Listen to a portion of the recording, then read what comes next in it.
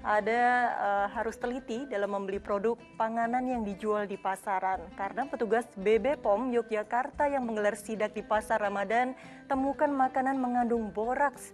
Seperti di Tulung Agung, Jawa Timur, petugas Dinas Kesehatan menemukan produk pangan yang tidak layak konsumsi di pusat jajanan dan toko retail.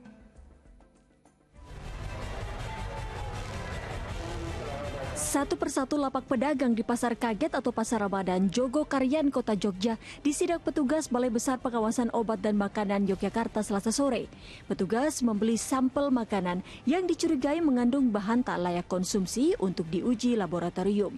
Dari 24 sampel makanan yang diuji lab, satu diantaranya yakni kerupuk gendar ternyata mengandung boraks. Adapun efek yang timbul jika mengkonsumsi makanan mengandung boraks dapat memicu tumor dan kanker. Guna memberi efek jera, pedagang yang menjajakan makanan dengan bahan berbahaya tersebut diberi sanksi tertulis dan administratif. Mengandung bahan berbahaya, artinya satu tidak memenuhi syarat. Ya, jadi gendar ya? Ya ini kan dari nasi kan dari kelihatan. Mengandung apa sih? Mengandung beleng atau boraks.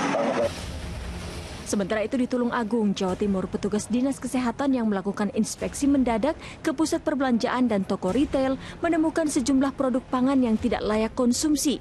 Selain masa izin produk yang tidak berlaku, petugas juga menemukan kemasan produk pangan yang rusak dengan bekas gigitan tikus. Pengandalian hama di sejumlah toko masih sangat minim. Rata-rata itu program pengendalian hamanya masih kurang optimal. Jadi mulai lingkungannya, kemudian masih kita temukan bekas gigitan tikus, kemudian kotoran tikus masih kita temukan. Semua dari tikus itu, mulai kotorannya, bulunya, air liurnya, kencingnya itu kan semuanya berpenyakit di situ.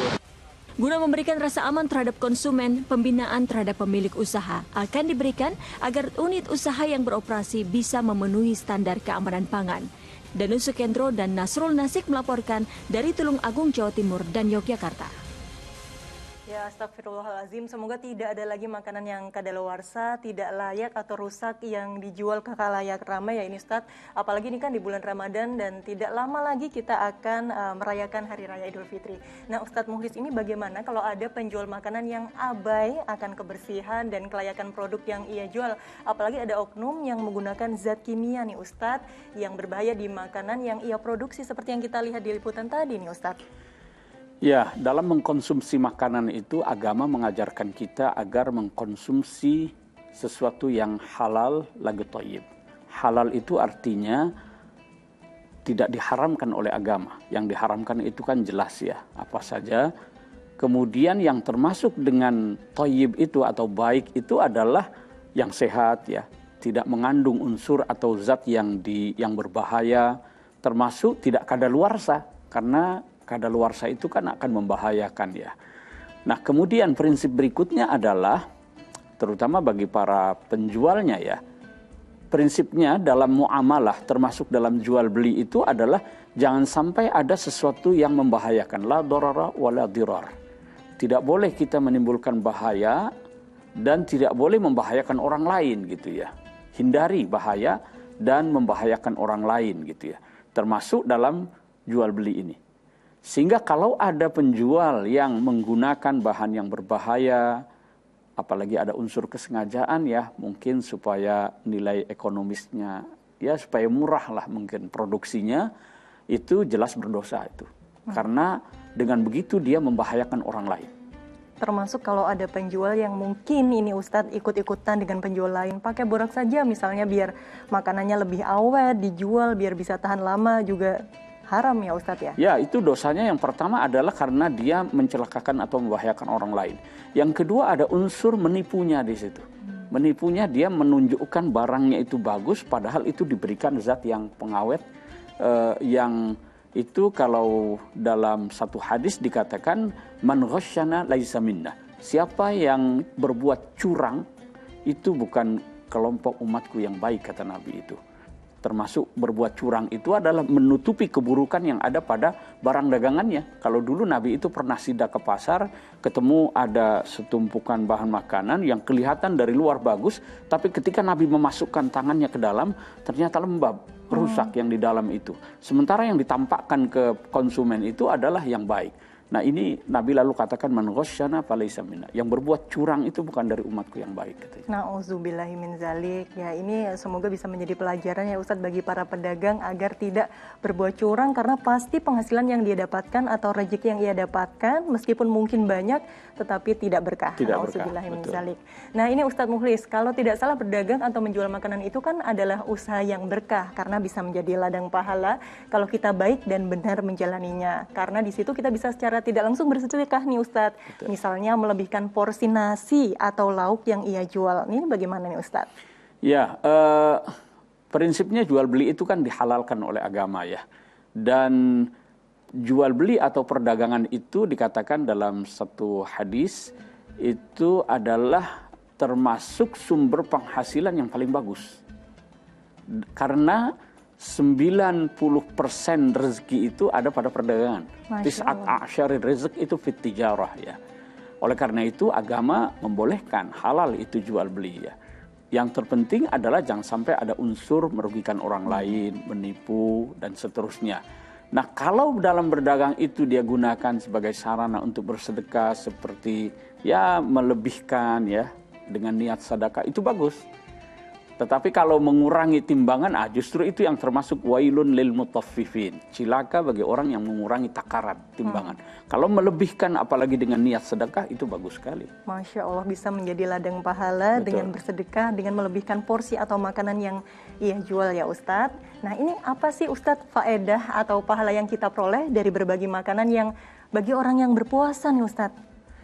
Ya, tentu bersedekah itu adalah perbuatan yang amat mulia ya. Apalagi itu dilakukan di bulan Ramadan, diberikan kepada mereka yang berpuasa. Itu termasuk yang man fattara shaiman.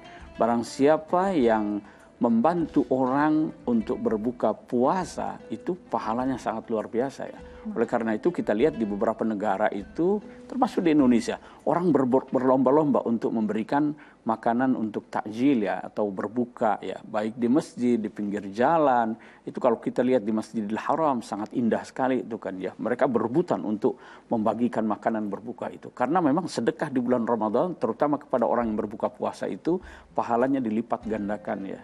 Masya Allah. Jadi kalau seperti di Arab Saudi sana, kalau saya tidak salah nih Ustadz ya, mereka bahkan bersedekah itu kadang memberikan satu kontainer begitu ya Ustadz. Betul. Dan mereka saling berebutan. Masya Allah. Nah Ustadz, kalau ini ada nggak sih Ustadz di dalam Islam hari-hari yang baik untuk bersedekah, khususnya di bulan Ramadan ini Ustadz? Sebenarnya tidak ada hari tertentu ya yang dikatakan baik. Tetapi bulan Ramadan itu kan kita tahu ya, bulan penuh dengan kemuliaan, keberkahan.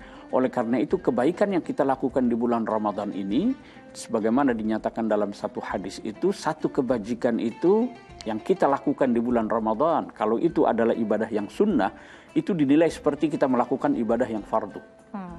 Kalau ibadah fardu kita lakukan di bulan Ramadan, itu dinilai 70 kali lipat pahala ibadah fardu yang kita lakukan di luar bulan Ramadan. Jadi memang ini kesempatan emas, amal ibadah pahalanya itu dilipat gandakan. Oleh karena itu sangat baik sekali kalau di bulan Ramadan ini kita memperbanyak sedekah ya. Masya Allah. Nah ini pemirsa, Ustadz Mukhlis ini kan juga pernah pendidikan di Mesir, betul ya Ustadz ya? Betul ya. Nah Ustadz, di sana ada nggak sih Ustadz tradisi ingin berebut berbagi takjil atau makanan begitu Ustadz? Oh luar biasa, di sana ada tradisi yang namanya Maidatur Rahman. Maidatur Rahman itu secara bahasa artinya jamuan Tuhan atau hidangan Tuhan. Jadi di pinggir-pinggir jalan itu ada tenda-tenda ya, orang-orang kaya menyediakan.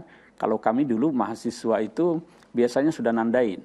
Nandain itu ada Maidatur Rahman yang bintang 1, ada bintang 5. Kalau bintang 5 itu kita bukan hanya sekedar makan di situ, tapi ada yang bisa kita bungkus lalu bawa pulang ke asrama untuk sahur.